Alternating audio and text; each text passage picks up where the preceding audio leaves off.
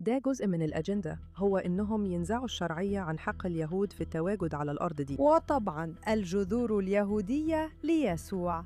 وده اللي عمله النازيين، حولوا يسوع لآري. أنا فخورة إن معايا في مقابلات الكواد تريشيا ميلر اللي بتشتغل وبتدير قسم التواصل مع المسيحيين في كاميرا، وهي منظمة مكرسة للدقة في تغطية أخبار الشرق الأوسط. وإحنا محتاجين ده قد إيه دلوقتي يا تريشيا؟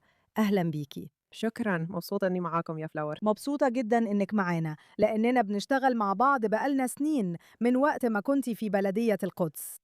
ومش عارفة إذا كان ده إحساسي لوحدي يا تريشيا، بس حاسة إن في السنة اللي فاتت ويمكن كمان من وقت مقتل تشارلي كيرك أيوة. في حاجة اتغيرت، أو يمكن في حاجة كانت بتتراكم، وفي حملة خبيثة جدا ومتعمدة لإعادة ظهور معاداة السامية المسيحية في العالم. أنا كده بتهيألي ولا إيه؟ لا، أنتي مش متخيلة. وده فعلاً زاد بعد مقتل تشارلي كيرك، بس نقطة التحول الحقيقية كانت يوم 7 أكتوبر 2023. قوليلي إيه اللي حصل في الكنيسة المسيحية أو في المجتمعات المسيحية حوالين العالم؟ كلنا شفنا المظاهرات الضخمة في شوارع المدن الكبيرة، أيوة، في 8 أكتوبر. أيوة. وفي نفس الوقت المسيحيين بدأوا يتساءلوا إيه اللي بيحصل؟ مش كل المسيحيين، لسه في ملايين وملايين من المسيحيين الإنجيليين اللي بيدعموا إسرائيل بقوة. أيوة. مع ذلك المجتمع ده بيتعرض لهجوم. أيوة. دعمهم لإسرائيل بيتعرض لهجوم من التسعينات. بجد؟ بس بعد كده هو بدأ مع إن المسيحيين الفلسطينيين عندهم تنظيم قوي، أيوة، أجندة، وعندهم سرد مقنع جدا، وبيعرفوا إزاي يتكلموا بلغة المسيحيين، واستهدفوا دعم المسيحيين الغربيين لإسرائيل من التسعينات، وبالذات العالم الإنجيلي. لأن ده هو المكان المفروض يبقى كده. أيوة، هو ده المكان فعلا. بس بعد 7 أكتوبر، خصوصاً بعد ما إسرائيل بدأت تدخل غزة عشان تقضي على حماس، أيوة. بقى الرواية دي بقت بتشيطن أي حاجة إسرائيل بتعملها، لدرجة إنه بدأ يخلي المسيحيين يتساءلوا. وكمان عندك تغطية إخبارية مهووسة بصراع واحد بس في العالم، مع إن طبعاً 150 ألف طفل ما اتقتلوش في السودان ولا أي حاجة تانية. المسيحيين بيتقتلوا كل يوم في نيجيريا. يبدو إن مفيش حاجة تانية ليها أهمية. لو ما فيش يهود داخلين في الموضوع، لو مفيش يهود مفيش أخبار. أيوة. يعني عندك هجوم على المسيحيين دول من قبل التغطية الإخبارية السائدة على مدار 24 ساعة والسوشيال ميديا. دلوقتي كل يوم بنكتشف إن فيه دعاية متعمدة جدا من قطر والصين وروسيا، أعداء المسيحية لما تفكر فيها، بس هم قدروا يوصلوا لهم، صح؟ بالضبط، والمسيحيين اللي قاعدين في الكنيسة ومش عندهم معلومات بسهولة بيتأثروا بالإعلام وكمان بالخطاب المسيحي على الجانب التاني اللي بيقول إنه المسيحيين المفروض يكونوا مع السلام. وكمان بنسمع كلمة العدالة بتتقال كتير، وده موضوع لازم نتكلم عنه، موضوع العدالة. وده معناه إيه؟ الكلمة دي اتخذت كرهينة. أيوة، الكلمة دي فعلاً بقت رهينة، مش كده؟ لازم نسترجع الكلمة دي، لازم نحدد معناها ونسترجعها.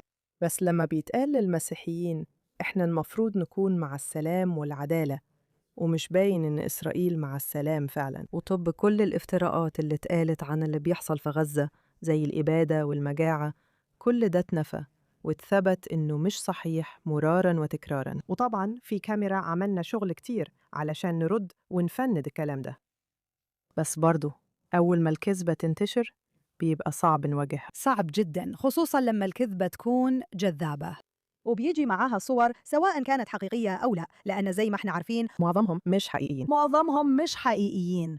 الطفل الجعان مش فعلا جعان، هو مريض. الصور اللي متجهزة للأطفال اللي بيطلبوا أكل، وإحنا عارفين إن في أكل داخل غزة أكتر من الأول، 7 أكتوبر. فإحنا عارفين، وده شيء بديهي، والبيانات بتكشف الكذب ده. بس ده ما بقاش يفرق دلوقتي، لأن الموضوع بقى عن المشاعر والدعاية. وده يعني بالنسبة لي إحنا عايشين في زمن زي زمن جوزيف جوبلز قبل الحرب العالمية التانية. هو ده اللي وصلنا للهولوكوست. بس في حاجة تانية بتحصل برضو في المجتمع المسيحي، مش كده يا تريشيا؟ اللي هي موضوع الكاثوليك ضد البروتستانت، الكاثوليك ضد الإنجيليين، وعودة نظرية الاستبدال. احكي لنا شوية أكتر عن الموضوع ده عشان المشاهدين اللي مش عارفين تفاصيل العالم المسيحي من جوه. تمام، دلوقتي بنسميها لاهوت الاستبدال. بس في الحقيقة الموضوع بدأ مع الكنيسة الأولى. بعض آباء الكنيسة الأوائل ابتدوا يعلموا الكلام ده في القرن الأول والتاني من تاريخ الكنيسة. هم ما كانوش بيسموها كده وقتها، بس كانوا بيعلموا إن اليهود ملعونين وإن ربنا رفضهم، وإن الكنيسة والمسيحيين أخدوا مكان اليهود وإسرائيل في مقاصد ربنا، وعشان كده بنسميها لاهوت الاستبدال. يعني ببساطة إن اليهود ما بقوش شعب الله المختار دلوقتي، المسيحيين بقوا هم المختارين لأنهم استبدلوا اليهود لما اليهود رفضوا يسوع. صح. أظن دي هي الرواية. صح، وده فعلا بيرجع دلوقتي، هو كان موجود طول الوقت. ده اللي حفز الكنيسة الألمانية في الثلاثينات إنها تمشي مع اللي حصل.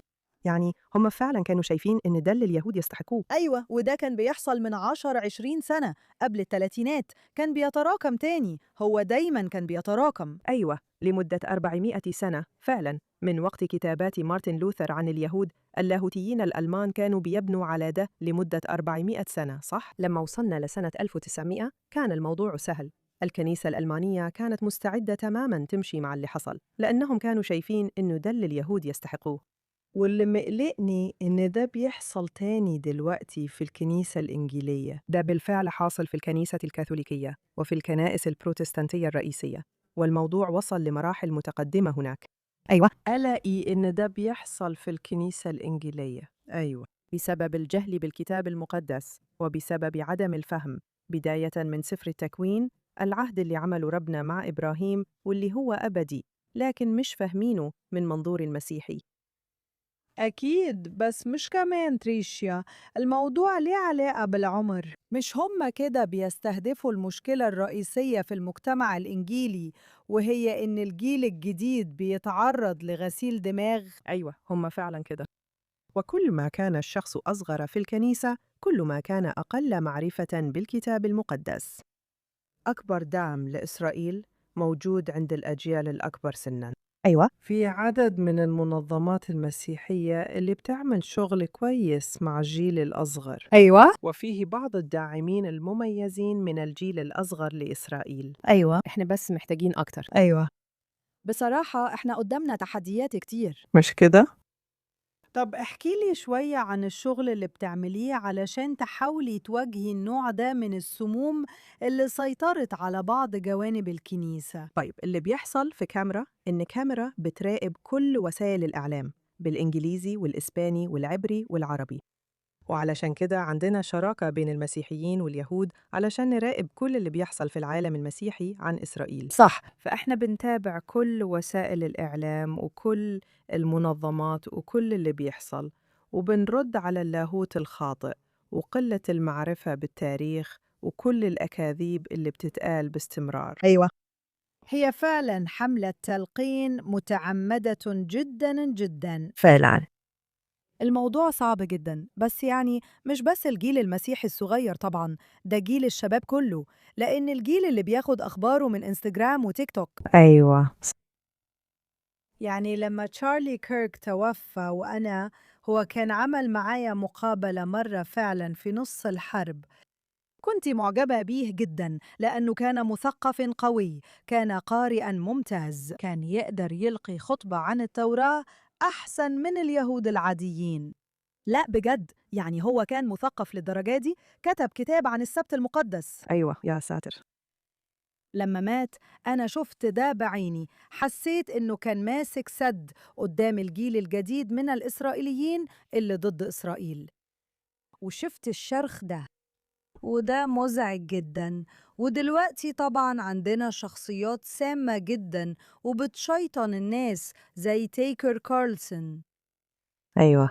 هو مؤثر، ليه تأثير كبير. أيوة، أنا اتكلمت وكتبت كتير عن تاكر كارلسون. طيب، احكي لنا عن ده. في نوفمبر اللي فات في قمة الإعلام المسيحي في الGPO، أنا اتكلمت عن الموضوع ده لأنه كان لسه قريب قال في واحدة من مقابلاته وبيتكلم عن إن الصهيونية المسيحية فيروس في الدماغ. أنا شفت ده. أنا بس ودلوقتي هو بيكره المسيحيين الصهاينة أكتر من أي حد. أيوة، بس حتى قبل كده هو كان قابل ناس كتير واداهم منصة مجانية يتكلموا عليها. هو ما عملش كده وما كانش بيلعب دور الصحفي خالص. هو أصلاً ما عندوش أي جديد، وكان بيسمح للناس اللي بيكرهوا اليهود والمسيحيين تماماً إنهم يتكلموا ويعبروا عن نفسهم. هو بيديله منصة. واحد من الناس اللي استضافهم كان منذر إسحاق، اللي هو واحد من الشخصيات الرئيسية اللي بتقود السردية المسيحية الفلسطينية دي كلها. هو مسيحي فلسطيني؟ أيوة. بجد؟ أيوة. يعني هو في الأساس اللي بيعمل الضرر والدعاية. أيوة، وتاكر إداله وقت كبير جدا عشان يقول كل الأكاذيب من غير ما حد يعترض عن الحاجات اللي أعادوا فيها كتابة التاريخ، ومنها لاهوت الاستبدال. هو ما سماهاش كده وقتها، بس ده اللي هو مؤمن بيه. بس هم غيروا التاريخ وقالوا إن اليهود مش السكان الأصليين للأرض دي، صح كده؟ الفلسطينيين يعني بين قوسين هم عرب، بس ما بدأوش يسموا نفسهم فلسطينيين غير في الستينات. أيوة، بس على أي حال الناس اللي بيسموا نفسهم فلسطينيين دلوقتي بيقولوا إنهم السكان الأصليين للأرض دي، والموضوع بيبقى مستفز جدا من وجهة نظر مسيحية، لأنهم لما بيقولوا اليهود يعني أنتوا، وكل واحد هنا دلوقتي بيقول إنه يهودي. كل اليهود اللي موجودين هنا دلوقتي بدأوا يجوا هنا بس في القرن التاسع عشر. أيوة. تمام، يعني لو ما كانش فيه يهود هنا من 2000 سنة يبقى يسوع ما كانش ممكن يتولد يهودي أكيد. بس ما خلوهوش فلسطيني. هو فلسطيني أيوة. دلوقتي ادوله كوفية. وده اللي عمله النازيين. أيوة، حولوا يسوع لآري. ده جنون. نفس الخطة، الكل بيستغل عشان ينزعوا الشرعية ويشيطنوا الشعب اليهودي. ودلوقتي بيغيدوا كتابة تاريخ الأرض دي. النازيين ما عملوش كده، لأن أنت عارفة ما كانش فيه دولة اسمها إسرائيل. ما كانتش دولة، لكن دلوقتي ده جزء من الأجندة، هو إنهم ينزعوا الشرعية عن حق اليهود في التواجد على الأرض دي. وطبعاً الجذور اليهودية ليسوع. أيوة، مين اللي مات؟ أنت؟ يعني هم بينكروا التاريخ، وواضح إنهم بينكروا كل الاكتشافات الأثرية في الأرض دي. إزاي بيتغلبوا على ده؟ وإنت شايفة إيه؟ وكمان بيعيدوا كتابة الكتاب المقدس. أيوة فعلا، وكمان من وجهة نظر المسيحيين. طيب هم ما بقوش بيتبعوا العهد القديم دلوقتي. طيب كتير من القساوسة المسيحيين اللي بيؤمنوا بكده بيقولوا إننا مش محتاجين العهد القديم دلوقتي، بس العهد الجديد بيبدأ بإنجيل متى، وأول إصحاح كله عن نسب يسوع. صح. وكل شخص في النسب ده يهودي طبعاً، عشان كده لازم ينكروا ده. بيعملوا إيه؟ بيتجاهلوه تماماً. أيوة، واو. أو يعيدوا تفسيره. وعشان كده معركتي في العالم المسيحي هي إن المسيحيين يفهموا إن لما الأناجيل بتتكلم عن أماكن معينة كان فيها يسوع، إن الأماكن دي أماكن حقيقية. أيوة، وإنك لسه تقدر تيجي هنا أكيد حتى دلوقتي. ده مش مجرد قصة خرافية حصلت في مكان ما، ويسوع ما ظهرش فجأة في التاريخ وبقى أول مسيحي. أيوة، لأنه ما كانش كده. أتباعه كانوا بينادوه يا معلم. هو كان يهودي واتخذ للهيكل في اليوم الثامن زي ما انتي عارفة كل ده. عارفة إيه؟ أنا حسيت بده لأول مرة فعلاً، وكسفت أقول كده لأني عايشة في إسرائيل بقالي 25 سنة، وطبعاً كنت باجي هنا كتير قبل كده. رحت كفرنحوم من قريب من كام أسبوع بس، كنا فوق في طبرية. ورحت كنيسة يسوع. صح، هو زي دي كنيسة يسوع، صح كده؟ وطبعاً أنا عارفة كل اللي بتقوله، بس إني أكون فعلاً في المكان اللي كان فيه كنيسة يسوع، ودي كانت اليشيفة بتاعته. أيوة صح كده. ده جنان، فعلاً جنان. وفي الأناجيل مكتوب إنه فتح اللفافة لأنه قرأ منها. هو شارك في الكنيس لما راح. أيوة. وقرأ إيه؟ قرأ من لفافة إشعياء. طبعاً، يعني هو كان هيقرأ إيه غير كده؟ صح، وكمان المسيحيين مش فاهمين إن ما كانش فيه العهد الجديد وقتها. لحد ما مات، وبعدها بكم 100 سنة. طيب يسوع كان بيقرأ من إيه؟ والرسول بولس كان بيقرأ من إيه؟ كلهم كانوا بيقروا من إيه؟ وكانوا مين؟ أيوة، كلهم كانوا يهود. أيوة، وكمان اكتشفت إن بول كان هو نفسه شاول. أيوة. المهم أنا كنت حاسة بالضوء وفعلا طلع صح، وبعدين رحت مجدلا كمان. أيوة. ودي مجموعة تانية خالص من المسيحيين الأوائل. يعني فعلا الموضوع محزن، مش كده يا تريشي أننا في الوضع ده؟ عارفة أنا دايماً لما كنت نائبة عمدة القدس كنت دايماً بحس إن ارتباط المسيحيين بالقدس كان مهم جداً بالنسبة لي عشان أخلي الناس واعية كمان باليهود، وكمان أكون المكان الدافي اللي المسيحيين يجوا ليه. والتشويه اللي بيحصل النهاردة في الآخر على إيد ناس عندهم أجندة إسلامية. دي المفارقة في كل ده، إن نفس الناس اللي هيقطعوا راسك عشانك مسيحي أو يهودي هم نفسهم الناس اللي المسيحيين دول بيحاولوا يقنعوا العالم إنهم كويسين. صح، وفي السنين اللي كنت فيها في المنصب ده انتي ساعدتيني بالمعلومات لأني كنت برد على الهجمات والاتهامات وقتها عن إن اليهود بيهاجموا المسيحيين في إسرائيل خصوصاً في المدينة القديمة، وساعدتيني بمعلومات عشان أوري إزاي الموضوع ده كان بيتعامل معاه. حصل فعلاً، ونفس الحاجة لسه بتحصل لحد دلوقتي. الكنيسة في تابيا وكل الاتهامات اللي بتقول إن اليهود هم اللي حرقوا الكنيسة. أولاً مفيش حريق أصلاً في الكنيسة، أيوة. وكمان مش اليهود هم اللي عملوا كده. لا. يعني نفس الأكاذيب لسه مستمرة. فيه أكاذيب ودائما فيه شوية بلطجية هنا وهناك، لازم نتعامل معاهم، وأيوة دائما كنا بنتعامل معاهم في المدينة. بس كل حاجة بيبالغوا فيها زي ما بتقولي علشان يشوهوا صورة اليهودي، وده اللي بيحزني. أنا اتربيت في جبل طارق، وهي منطقة بريطانية وكانت كاثوليكية، وعارفة كان زي إن عيلتي اتطردت من أسبانيا على إيد الملوك الكاثوليك. أيوة. وقضينا مئات السنين، على الأقل آخر 100 سنة، بنحاول نصلح العلاقة بين المسيحيين واليهود، وأظن إننا نجحنا إلى حد كبير. أيوة. ودلوقتي في حركة كراهية بتحاول تهدم كل اللي بنيناه من جسور. أيوة. وفي النهاية الموضوع سياسي، مش ممكن يكون لاهوتي، صح؟ أو يمكن الاتنين مع بعض. هو الاتنين مع بعض. بس تاني نرجع لتاكر، هو كان ليه دور كبير في ده. أيوة. الكلام اللي قاله كان مثير جدا للانقسام. هو بيفرق المسيحيين عن بعض، والمسيحيين اللي بيدعموا إسرائيل أيوة. من المسيحيين اللي بيدعموا إسرائيل، وبيخلي بعضهم يغير رأيه. تاري. يلا، بس هو كمان بيفرق بين المسيحيين واليهود، وده بيوجعني جدا لأني جزء كبير من شغلي في كاميرا هو إني أبني علاقة بين اليهود والمسيحيين مع بعض، وده بيحصل بقاله 30 أو 40 سنة. كل التاريخ الوحش اللي استمر 2000 سنة بيتم التراجع عنه دلوقتي. أيوة. بس في حاجات كتير تاكر قالها بتخلي الموضوع يرجع زي زمان تاني، وبتخلي اليهود خصوصاً يشكوا في المسيحيين. أيوة. تاني واحدة من المعارك اللي خضناها هي إن اليهود بيسألوا ليه المسيحيين فعلاً بيدعموهم. أيوة. عارفة، وكمان علشان نساعدهم يفهموا ليه. لكن الحاجة التانية هي إنه بيحاول يخلي المسيحيين ضد اليهود عن طريق شيطنتهم. أيوة، ده بالظبط اللي هم بيعملوه. وانتي شايفة إن هو فعلا بيعمل كده؟ شايفة إنه بيعمل كده عشان الفلوس؟ يعني لما تفكري فيها، مش عارفة. لأنه هو ما كانش معادل لليهود من 10 سنين، إلا لو ما كانش حر يقول كده وقتها، أو يمكن كان بس كاتم ده جواه. إلا لو ده ظهر دلوقتي بس عشان ما بقاش عنده حد يحاسبه دلوقتي. مش عارفة، الموضوع غريب. هو نفسه أنا عارفة كان معجب بإسرائيل، وده الحاجة الغريبة، يعني مش مين يعرف، بس مش إنه اتربى على كده في بيته. أيوة، لا أنا عارفة. فأنا مش عارفة إذا كان الموضوع فلوس، مش عارفة إذا كان عشان مفيش حد يحاسبه دلوقتي، مش عارفة إيه اللي جواه. بس هو لما بيقول إنه قرأ الكتاب المقدس وإنه عارف ده، هو مش عارف. هو فعلا مش عارف.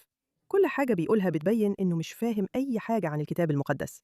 بياخد الكلام الجاهز وبيقول إنه بيعمل كده كمسيحي. وده بيضايقني جدا لأنه مش بيعبر عن أي حاجة كمسيحي حقيقي. وانتي شايفة يا تريشيا إننا شفنا الأسوأ، ولا انتي؟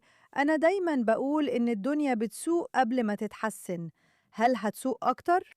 ولا شايفة إن الناس بدأت تصحى، ولا لسه ما وصلناش للمرحلة دي؟ مش عارفة. بتمنى زيك إن الأمور خلاص وصلت لأسوأ حاجة ممكنة، بس فعلا مش متأكدة. اللي أعرفه إن تيكر خسر جزء من جمهوره، وكمان خسر جزء من الدعم بتاعه. فيمكن ده يكون علامة إن الموضوع فعلا وصل لدرجة سيئة، لدرجة إن الناس بدأت تسيبه. و80% أو 90% من برامجه كلها عن إسرائيل، وهو بيقول ليه الكل بيتكلم عن إسرائيل؟ هو مهووس، هو فعلا مهووس، زي كل الكارهين هم كمان مهووسين. مهووسين، ومعاداة السامية بتتحول زي ما تشارلي قال لفيروس في الدماغ. أيوه، تعفنا في الدماغ. تعفن الدماغ. كل اللي بيشوفوه هو ده، العالم كله بيشوفوه من خلال العدسة المعادية للسامية دي، عارف؟ وزي ما قلت قبل كده كل الحاجات التانية اللي بتحصل في العالم مش فارقة. حتى لما يكونوا ضد المسيحيين اللي هو بيقول إنه بيمثلهم ويدافع عنهم. أيوة، هو مش فارق معاه. هو مش فارق معاه، بس لو مسيحي واحد اتبصق عليه، أيوة، في المدينة القديمة، يبقى ده بالنسبة لهم تصرف طبيعي من كل يهودي في أي مكان. الشيطنة دي، وزي ما قلتي في شوية بلطجية، أيوة في شوية حوادث بتحصل، بس دايما بيتعاملوا معاها، دايما، والناس بيتقبض عليهم فورا وبيتعاملوا معاهم. أكيد. وهي فعلا عدد الحوادث قليل جدا جدا، أيوة. وبرغم كده دي هي الحاجات اللي بتتصدر العناوين. تريشيا، إيه اللي بيديك أمل في الشغل اللي بتعمليه؟ بصي، لما جيت إسرائيل ده لوحده حسيت بقوة كبيرة وأنا هنا. بصراحة أنا فعلا أفضل أكون هنا عن أي مكان تاني، عشان الناس هنا حقيقيين وفاهمين الدنيا ماشية إزاي وفاهمين الحقيقة. كتير من الناس في الغرب بيحاولوا يدفنوا راسهم في الرمل، مش عايزين يعترفوا باللي بيحصل. الناس خايفة. أيوة، بس كمان في نوع من الرغبة في دفن راسهم في الرمل ورفض الاعتراف بالحقيقة. فوجودي هنا بيديني قوة وأمل كبيرين. وكمان كل الزملاء اللي بشتغل معاهم في العالم اليهودي والمسيحي اللي فاهمين الدنيا ماشية إزاي. وأنا فعلا مؤمنة إن الحقيقة حتنتصر في الآخر، وده اللي بيديني أمل إن لو فضلنا نقول الحقيقة، ولازم نكررها كتير لأن الطرف التاني بيكذب طول الوقت، بس أنا مؤمنة إن الحقيقة هتنتصر في الآخر. يعني أنا متفقة معاكي، أنا كمان شايفة إن الحقيقة بتنتصر، وكمان عندنا تاريخ مؤلم بيوضح إن في الآخر الناس الكويسة هي اللي بتكسب. أيوة، إحنا دلوقتي زي ما أنتي عارفة متورطين في الحرب دي مع أكبر سم من الإسلام السياسي اللي جاي من إيران، واللي قتل كتير من الأمريكان. أيوة.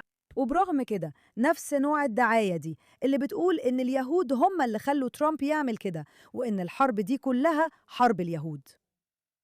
عارفة، أنا قضيت 9 أيام في المملكة المتحدة، 7 أيام في اسكتلندا ويومين في لندن قبل ما أجي هنا، وتكلمت كتير وقابلت مجموعات كتير، وفي دعم قوي جدا جدا لإسرائيل بين المسيحيين في المملكة المتحدة. أيوة، والعالم لازم يعرف ده، إسرائيل لازم تعرف ده، لأن اللي بتشوفه في الإعلام واللي بتشوفه من كل القادة هناك، المملكة المتحدة ضد إسرائيل جدا. أكيد هم في ورطة، لأن الموضوع مش بس ضد إسرائيل، هم ضد إسرائيل لأنهم في الأساس باين عليهم استسلموا للإسلاموية وبقت دي طريقتهم في الحياة، وما بيدافعوش عن أي من القيم المسيحية بتاعتهم. وهم خايفين زي ما قلتي، بس إسرائيل لازم تعرف إن في مسيحيين أقوياء هناك. عددهم مش كبير صح، بس في مسيحيين فعلاً أقوياء هناك. وبعدين لازم أقولك، كل سواق تاكسي ركبت معاه سواء في اسكتلندا أو في المملكة المتحدة، عارفة؟ سواقين التاكسي بيحبوا يتكلموا، أيوة، وهم متابعين كل حاجة بتحصل. ما فيش ولا سواق تاكسي ركبت معاه إلا ما كانش يعرف أنا مين أو مؤمنة بإيه، وكلهم كانوا عايزين يوصلوا لي إنهم زهقوا من حكومتهم، هم زهقوا من سيطرة الإسلاميين على بلادهم وعايزين يقاوموا. أنا يعني الشخص العادي، المواطن البسيط في الشارع، بدأ يصحى ويفهم. أنا فعلا شايفة كده، وكمان عندي أصدقاء مسيحيين رائعين في المملكة المتحدة زي القس هالي إيز اللي بيعمل شغل عظيم جدا، وكمان زي عائلة كيرك وغيرهم كتير من الناس اللي أنا على علاقة كويسة بيهم. وأنا فعلا شايفة إن البريطانيين بدأوا يصحوا. السؤال بقى، هل الوقت فات ولا لأ؟ ده السؤال بالنسبة لي. أمريكا، إحنا لسه ما وصلناش للمرحلة دي، مش قوي، بس للأسف بس مش بالسوء ده، مش متأخر قوي. بس مش بالسوق اللي عليه المملكة المتحدة. يمكن ده اللي بحاول أقوله، قد إيه لازم الأمور تسوق عشان الناس تصحى وتفهم مين أعدائهم الحقيقيين. أنا شايفة إن الوضع فعلاً وصل للدرجة دي في المملكة المتحدة، فلو ده مصدر أمل، يبقى عشان ده اللي سمعته من الناس هناك. أنا ميالة وافقك الرأي، هم فعلا ابتدوا يصحوا، وخلينا نشوف إذا كانوا صحوا في الوقت المناسب ولا لا. أيوة. يلا نصلي. تريجيا، أنت بتعملي شغل رائع، وشكرا جدا لأنك فعليا أحسن سفيرة للعلاقة بين المسيحيين واليهود. إحنا محتاجين حلفاء زيك. دايما بقول لأصحابي المسيحيين لما بيتعزم عليا أتكلم في أماكن مختلفة، من 100 سنة كنا لوحدنا، صح كده؟ والنهاردة إحنا مش لوحدنا، وإحنا عارفين الفرق. أنت مش لوحدك. وإحنا عارفين الفرق. في رحلة تضامنية في مايو سنة 2024، وكانوا قادة مسيحيين بس جايين هنا علشان يقولوا لكل حد قابلناه أنت مش لوحدك. إحنا حاسين بالحب ده، وعارفين إن في الآخر هو اللي هينتصر. أيوة ده صحيح. هيحصل كده. شكرا جدا يا تريشيا. شكرا لك.